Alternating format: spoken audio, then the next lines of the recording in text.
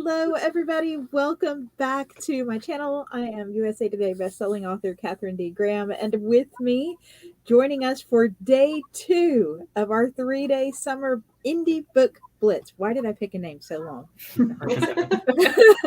Are Peter and Dakota and Alina Nikitin, who have joined us to talk about fantasy romance books in the indie sphere, which I'm super excited about. I've only written one outright fantasy romance book myself, so you guys are the pros, where I'm more like the dark fantasy side with less romance. But for those who don't know you, why don't you go around? Peter, I'll let you kick us off. Tell us a little bit about yourself, what kind of fantasy romance you write, like urban or epic, and really what book or series you think people would know you the most for. The last question, please. I didn't get that. Which book or series of yours do you think people would know you the most for, or should check out if they haven't heard of you yet? Let me answer that first. I don't think anyone knows because it just came out. So there hasn't been a chance for anyone to know. It's a series of 3 books. They're a trilogy. They belong together, and they appear simultaneously. Paperbacks aren't out yet, but they will come in next week. Now, myself, I have not written in this genre at all before. It's a new experience for me. I'm writing it under a pseudonym to not interfere with other activities that I have. And in fact, and that's perhaps a little unusual, this series is really the product of 2 people. I'm only one of them. The other one has absolutely no interest in any public exposure. So I'm basically the spokesperson for 2 people. It evolved from a story that I read online in pieces. Not even, very accidentally, because I was, to be honest, never interested in romance at all, in books. I have no interest in it. But still today, I don't read romance books. But this story, there was something going on that somehow was more than romance. But it wasn't finished. It was just alluded to. And I thought, that's a pity, why not really work out the story arcs? And also, it didn't have a good ending. It just kind of broke off. And it was also one-dimensional in a way, but better than a lot of things in the same genre that I've ever laid eyes on. So I thought, well, let's try to fix it, and let's try to make this a story that has more depth, more dimensions, and it's still entertaining. In that way, it's not a classical, it's not an epic fantasy, it's not any of the categories that you mentioned. I would classify it more as kicking off a theme that The Power is related on by Naomi Alderman. I don't know whether you have heard about this. Maybe you have seen the show on Amazon. It's really a feminist story, but it's very cerebral. The Power is very cerebral, and my story is not cerebral. It's very, very emotional and romantic in a way. It has erotic in it, some. It has this whole gender issue is illuminated from a more visceral, emotional, in the context of a romance, as opposed to from a more societal, cerebral angle as The Power is. But we're talking about something similar here. And we're also talking about this human value, because the story is about a couple that is well settled in a codependent relationship, where he is the successful guy who succeeds at everything, and he's a hero and very fit and adventurous, and she is kind of a loser in life, and she's grasping, and she has this relationship, and it's kind of an anchor for her. And they enter in a world where everything is the other way around. The women are super powerful, they're super strong, they're super smart, they're super beautiful, and they are enhanced also in terms of their ability to enjoy life. They are very prone to pleasure. They can experience pleasure much more intensely. And and sex is part of it, of course. And all this comes about by an alien life form that inhabits them and cohabitates with them to and make a deal with them. I mean, the alien life form is interested in the pleasures that humans can experience. which it normally can't. In return, it gives those women all the power that it can confer as a new form of biology. And so this sets up a conflict. The central conflict of the story is that Howard is losing, the man is losing everything that he is worthless, essentially. He can't compete on any level with her. And he is scared, and he is deprived of his purpose in life, in a way. And he's scared that he can't return because his girlfriend, Julia, isn't actually that interested in returning. And she holds the key to returning. She has all the power. And she's not really that interested because she's kind of getting addicted to her new exalted state of being. And that sets up the central conflict. So at the same time, his girlfriend realizes what she really loves about Howard. It's not what she always thought it is. It's something else. She loves something else about him, not what he can do, other things she loves. And so the conflict is she wants to stay in this world, but she also wants to keep her relationship. And the two don't seem to go together because he rejects her. He's scared of her. He's intimidated by her. He doesn't want her. And he wants to go home. And so that's the central conflict. And there are lots of tribulations in the story and lots of adventures until finally a solution presents itself. So that's the And that's for Eve's Apple, right? The first book. Yeah. No, it's all three. This whole evolution is over three. Eve's Apple has the theme of temptation in it and betrayal. It's alluding to the paradise and the apple, which is a fruit that harbors the alien life form. And Julia doesn't really want to taste that fruit because she knows what's going to happen. It's very addictive and she can never get rid of it. But eventually she gives in a very biblical way, with alluding to the biblical way. And she gives in and she becomes the superwoman. And and she's very tempted by all the power that she has. In the second book, there is a process of maturation taking place where she starts realizing, first of all, she tastes all her power. She learns a lot of things about herself because she isn't immediately aware what all her powers are. She learns these piece by piece. And in the process, she gradually understands also more about herself and more about the relationship that she's in. And in the third book is really about the resolution. It's about how they come together, how they figure out how to deal with this situation. And there's a lot of sci-fi in the third part. Yeah, I was going to say, so yours is really, there's some epic, like some science, fantasy, romance mixed in. And also really some things about humanity, something basic. I mean, what is love? Can it be based on? What's our value as humans when there's nothing that you can do that is good enough? Like, a lot of people will experience this with AI. In the past, I mean, we are all familiar with the idea that machines are stronger than us physically. So we have kind of made peace with that. But we haven't made peace with the idea that our last refuge as humans, our brain, may also become superfluous. And the question is what remains? And that question is investigated in that relationship because Howard is in that position.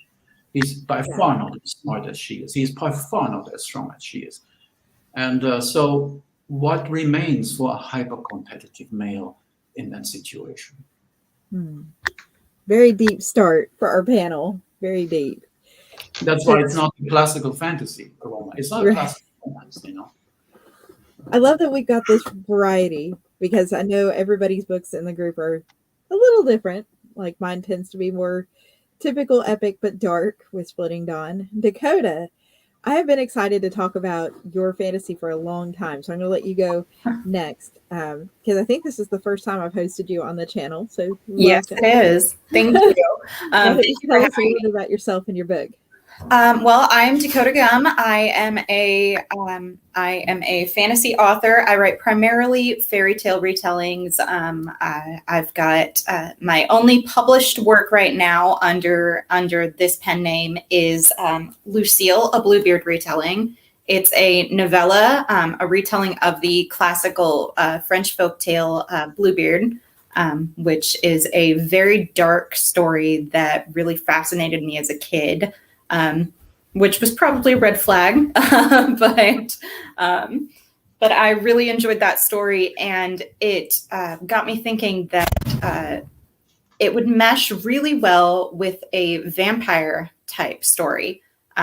If you know the Bluebeard folktale, it's about a man who serially kills his wives. And I thought that really went well with a vampire story. So I wrote that, and I have that novella is out. It's about his last wife and her discovery of the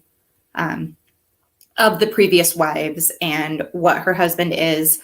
But my September release is called Hunting Lucille, and it is the story of Lucille's sister and how she discovers that Lucille has been taken by this vampire serial killer, and how and what happens to them, and how Anne, the sister, copes with that as she has to hunt her sister down.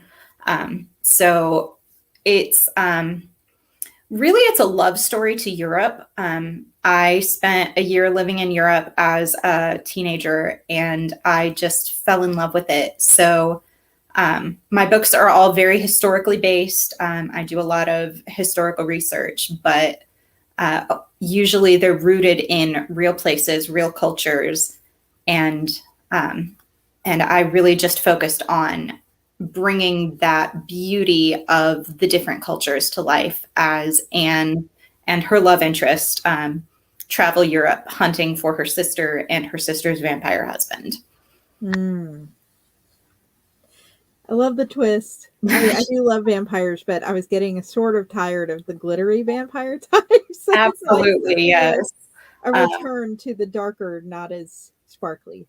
Yes, Bluebeard is very, very heavily inspired by Interview with the Vampire, by Dracula, a lot of the classic vampires. It's a very dark story. My mother doesn't like it, so. Oh, sorry, Dakota's mom, if you're watching. She's come to terms with what I am. My sweet 16 was a vampire themed birthday party, so she knew what she was getting into. And now we've got these years later. Here we go. Absolutely. Oh, Elena, welcome back. The Elena Nikitin duo. You were on one of my SPIFBO panels, which, if anybody missed, SPIFBO is a self-published fantasy blog-off that's coordinated by Mark Lawrence.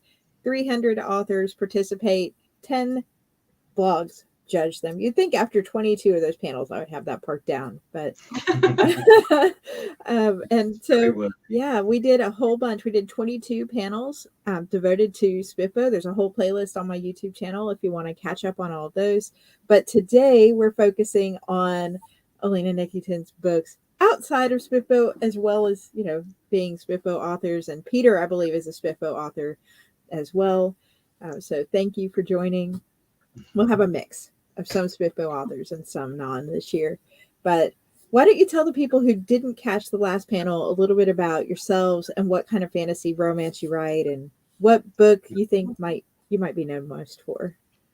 So we are quite new authors because we started writing about a year ago, but we already have on the fourth book of the release. So our series is called Seasons War, and it's a Slavic romantic fantasy, which means to define it the best, it's a high fantasy, but it's very character centric. So you have a high stakes, but all it's set, and the point of view is very much focused on characters, on their tribulations, on their personal growth. So you have a huge plot that reach through whole kingdom and several others. It all develops through 4 books. But actually what we focus on is one woman. He is exiled mage. She is very chaotic, very unruly. She has magic that is very rarely seen in this world, And very frowned upon. And very frowned upon because the destructive potential of this magic is huge. So she could be like a nuclear bomb of the fantasy world. However, with this comes the cost, because those magical users often go insane because of this power. So she has the massive amount of power she cannot use, and she learns how to deal with the situation. And when it comes to the romantic part of it, the romance starts when she's on her exile, and suddenly the very helpful villages drop the half-naked warrior on the doorstep, half dead as well. Like, deal with the situation. You are the local witch. Here you go. And we just took the valuables and go to our village, pretended that we see nothing. So that's the start of the book and the start of the romance itself. So you have two completely different characters, because Mar is stoic, rigid, a military leader, very responsible. Exactly. So the clash of the character is gigantic, and you also have this depicted in a language itself, because we write adult fantasy, so you can't find any young adults theme there. They're both in their 40s, aren't they? They're both in their 40s. So, they are past caring about other people's opinion. So you can find a coarse language, and you can find a lot of Slavic humor, very gritty, very down to earth. Well, yeah. Exactly. You see the corpse charging on you with an axe, and it's like, yeah, fine, we will deal with it.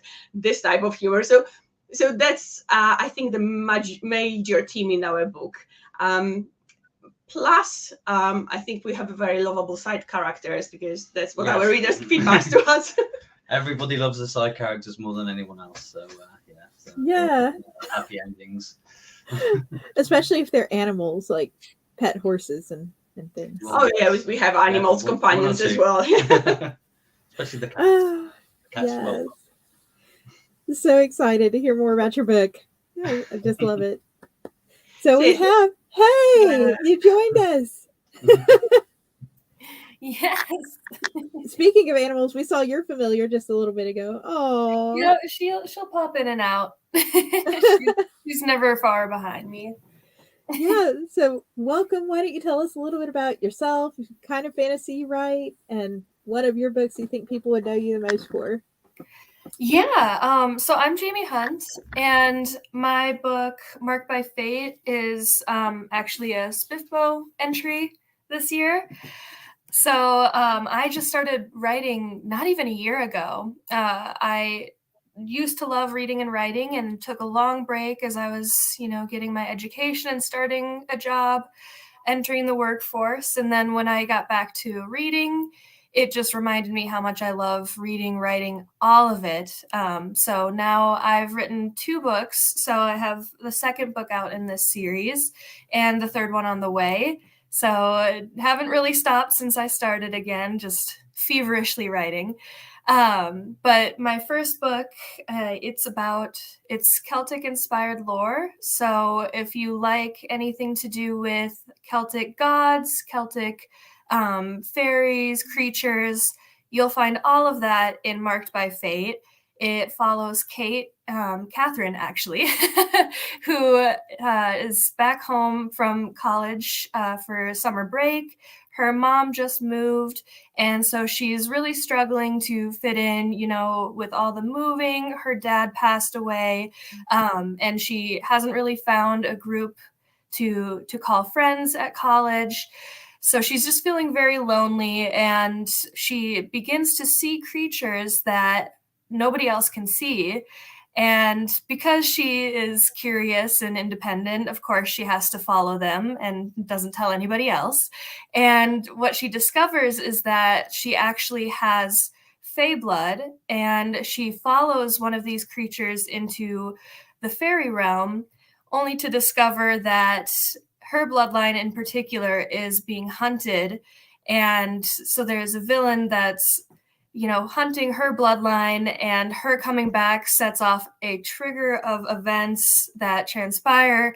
But along the way, with a little bit of darkness, she also has a lot of new friends that she meets. So if you love found family, that's a huge part of it. I'm also a big fan of the lovable side characters. So you'll find a lot of humor in the side characters.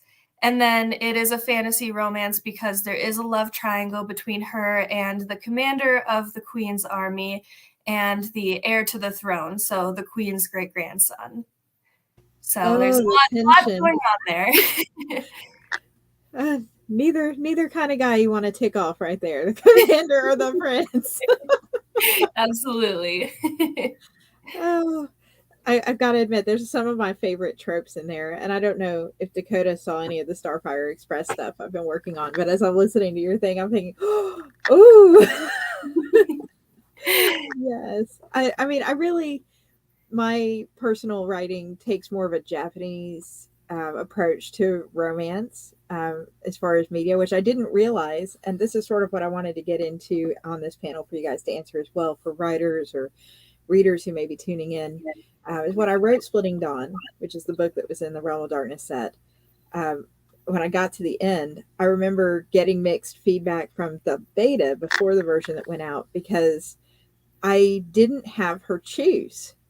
And I had decided to go, okay, there's 4 potential love interests in this book, and I'm not going to have her choose quite yet. Really, the purpose of her in the book was realizing she had the permission and the freedom to do something with her own life, which she's never really had. And in a lot of Japanese style books, which is a big part of my culture, the romance at the end doesn't necessarily have to be resolved. As long as everybody's happy, they don't have to have a specific person picked yet. And so the betas who are reading were like, no, we need to know which of these guys she ends up with. And I was like, I don't know which guy she ends up with. So my question for you is it acceptable in your romance books to write happy for now? Or does it always have to be a happy ever after? And if you're going to do a series, especially with these characters, what does that look like for your series? Is at the end of the book, whoever the main character ends up with, is that who they're with for the rest of the series? Yes. We had maybe just a little bit of an argument about this. We have 2 male protagonists who are heavily involved with the main female character, and for a good 3/4 of the first book, it was very much why choose, and we didn't fully go for a choice made at the end of the first book. However, it was heavily hinted, and they did get together, but it wasn't fulfilled. It wasn't determined where we're heading. And actually, through all 4 books, as much as we develop the primary romance, we don't discard the secondary character. We just evolve their relationship. So they still playing a huge part in each other's life, and there is a lot of a wonderful friendship involved. It's just the evolution from this infatuation, this massive romance into something else. With a few stumbling blocks along the way where feelings get mixed and misunderstandings to a certain degree, and but eventually things change and evolve. So it's not a typical love triangle, because 2 male protagonists are best friends, and actually both males are friends with her. So it's rolling around. We have a happy ending because it's a romance. However, it's not so straightforward. And yes, in the first book, we get the feedback like, where are you going with this? Because we don't know. It's like, we'll see. You'll find out eventually, yeah. Should I take the next slot here? Well, my female MC is very fond of sex, much more so than she was before. And actually, in this world, those women need sex like people need sleep. They actually need it. There's not a choice for them. And since her boyfriend rejects her because she doesn't like how she looks, he's intimidated by her, scared of her, she is engaging in infidelities, a number of them. And but in the course of this, she realizes that these are transactional in nature. While her relationship with her boyfriend, although he rejects her, she realizes that relationship is not transactional in nature. So she understands something important about love. Now the question is, who does she end up with? Without spoiling the ending, I would say, you guessed it, all of them. Why choose? Right. Yeah, I was told later that why choose is a legitimate ending as long as everybody's happy with that. So, Well, yeah, I mean, there's, I would say, if the woman is overwhelming enough, you don't have much of a choice, right?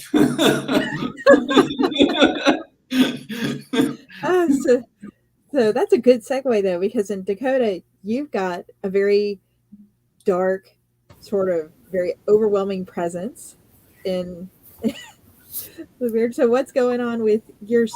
Like, it's your personal opinion about writing and writing fantasy and writing the romance, especially if this is going to be a series. Do you feel like it needs to have that one person chosen at the end, the happily ever after, is happy for now, fine?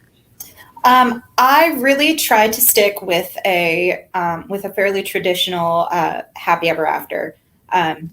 Now, Lucille, a Bluebeard retelling, was sort of actually, it was not the first book I've written, and it's by far not my most traditional.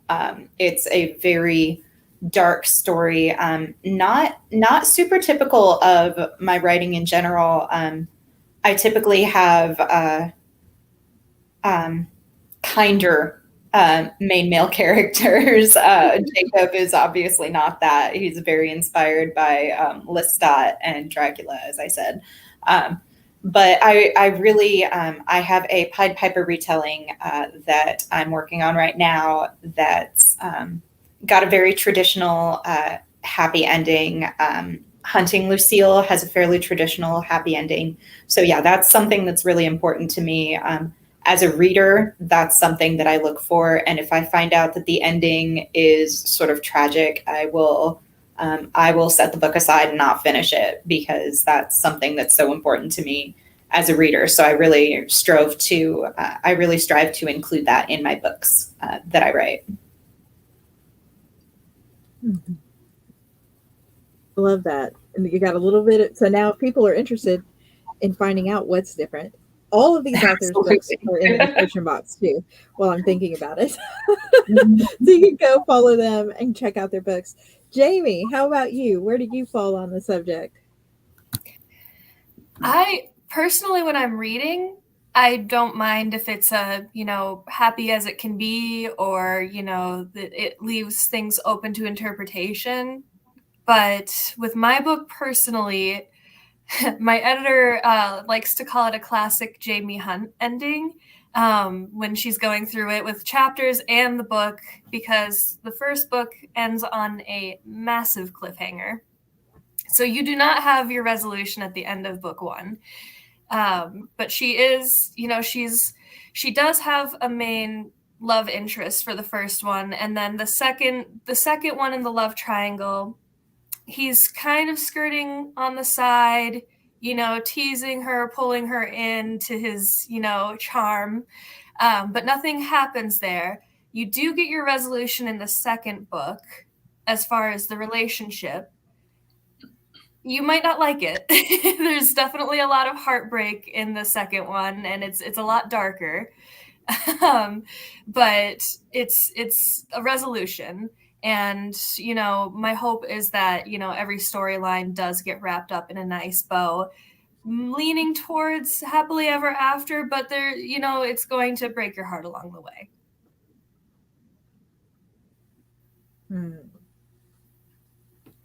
Great.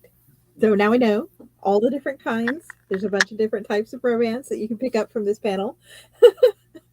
And I see the wheel has popped up. I know, Jamie, you were hopping on just a little late, but before we went live, I was telling everybody that this is the very first Blitz where we have rolled out, pardon the pun, the wheel. So the wheel is full of little fun fact questions about your book, your main character, your world, your antagonist. We're going to spin the wheel, and whatever prompt we get is the prompt that everybody on the panel is going to answer, but from the lens of the book. So, should we spin the wheel? Yeah, absolutely. Let's do it.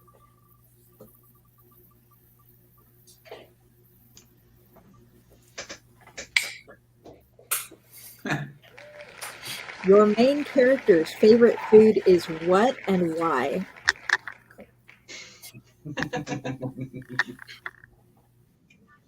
Well, my main character is incredibly strong and needs a lot of calories, a lot. And she loves everything that's full of fat. When she does exercise, she actually feeds. When she goes swimming, she feeds on pure fish oil.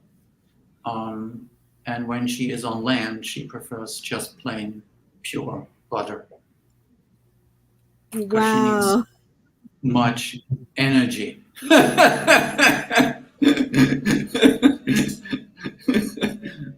Wow. She doesn't get by. So she needs to come to the South where She does not get by salad. I mean, that's just no way. come to a Just to fair give in you the an South idea. where they When serve she deep goes out fried butter. swimming- When she goes out swimming in the ocean, she carries 250 pounds of fish oil on her, Oh my goodness. and she fills her lungs with pure oxygen Mm. to get by.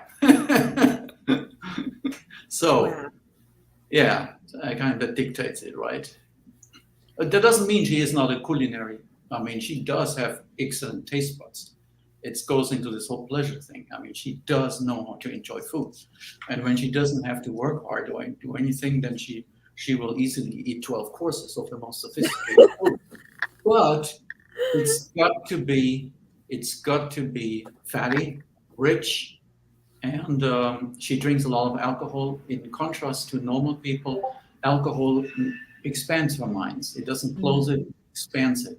So after a gallon of rum, she's doing a lot better. Not recommended for real life. Don't try this at home. Jamie, how about you? What's your main character's favorite food and why? Oh man, I don't know about a food, so I'm going to say it's actually coffee, because she complains a lot in the first book about, she's training to prepare herself for this person who is hunting her bloodline down. She needs to, get her magic and her physical abilities under control. So the commander, one of the love interests, drags her out of bed early in the morning for training. And so she's constantly complaining about how he does that before she gets her coffee in the morning. So I'm going to say just coffee. We're writers. We're allowed to think coffee's a food, right? Exactly. I think it's a whole food group. Dakota, how about you? Lucille, my main character in my novella, she's a very big fan of the finer things in life. So she would really say anything as long as it's sort of haute cuisine. In contrast, her sister Anne, who's the main character in my September release, she, not to steal Jamie's answer, but she pretty much survives solely on coffee. She is a soldier type. She is very much of the opinion that as long as it is fuel for her body and keeps her going, that it is good. So she and she does in hunting. Lucille have to sort of come to terms with that and understand. Sorry, this is Apollo, my 6-year-old. But so she has to learn to sort of slow down and enjoy life through her story. And here is Artemis, my 8-year-old. She The whole family's in on the writing there.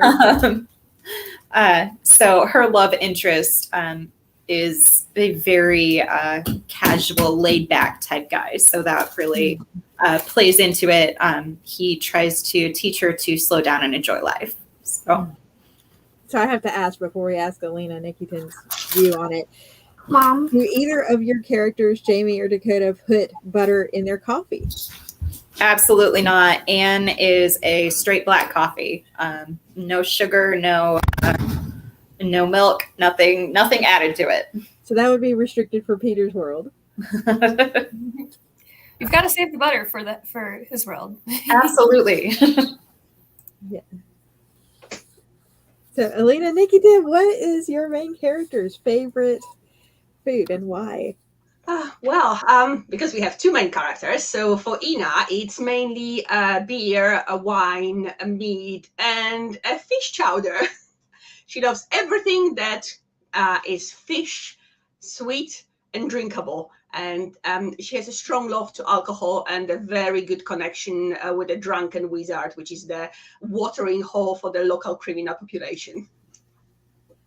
I'm seeing a trend here that all of these main characters like to drink things, whether that's fish oil or coffee or alcohol. It's like, oh, we're writing fantasy romance. There must be drinks.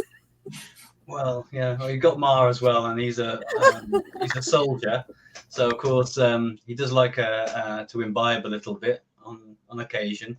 But he's a very typical man. He likes his meat, and that sort of he changes later on in the book, and it becomes more prevalent that he likes more and more of the meat. Yes, when it comes to drinking, he does like to have a proper ale on occasion, just to sort of take the edge off. Yeah, when his ancestry starts playing a bigger role, he becomes more and more carnivorous, which give him a little bit of edge and the funny situations. Yeah. So last question, really, for the panel today. This has been so much fun. Is whenever I do these blitzes, I like to know what's coming up in the next 6 months, because a lot of times we have authors that come back in future panels, and it's so cool to see where they started, where they were when we last chatted, where they ended up. So Dakota, you want to kick us off with what's going on in the next 6 months? Are you doing events, writing, publishing? I know you mentioned the next book that's coming out. Yes, my next big goal is to put Hunting Lucille out. That's supposed to come out on September 15th. So that's coming out, and I am working on my next release, which we're aiming for March. That's my Pied Piper retelling, SOTDC. I haven't done the title reveal yet, but that's the next one. So yeah, those are my big goals right now. Super excited. Okay. Who wants to take it next? What's coming up in the next 6 months? Well, I'm just coming off from 2 years writing, and I'm taking not a break really, but this story doesn't fit into established readership populations, and I think I'm going to have to do some work on getting the word out. So I'm going to learn about that, how to market really, and that will be what I'm going to do in the next 6 months. I don't plan to actually write. Maybe I have some readers have told me they would like to. They see this as an origin story that could go on. I haven't made my mind about this yet, because, as I said, I'm not really. 2 years ago, if you'd asked me whether I'm a fantasy writer, a romance writer, I said no. So here I am. I'm just playing around with some thoughts that may be nuclei for further germination, but I'm not writing the next 6 months in any organized way. No, I will be dedicated to getting the word out.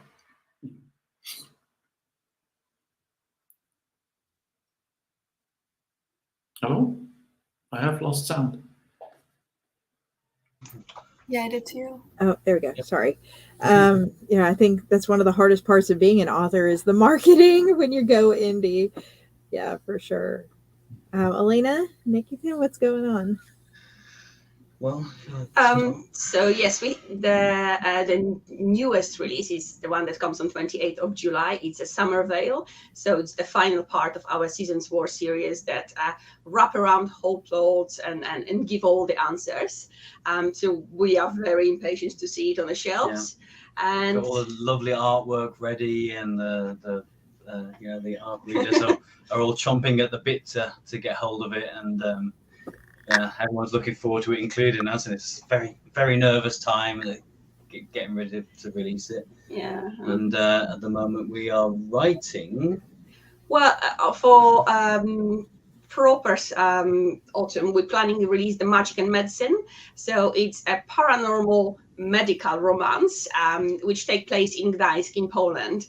And it's very much blending the actual world with the paranormal world, with the, again, lots of races, a very strong and quite promiscuous a female doctor that suddenly get entangled in all the magical mob and taking over someone's territory. So yeah, it will be fun. It will be something different, just to, I don't know, have a different taste and switch my mind from epic fantasy.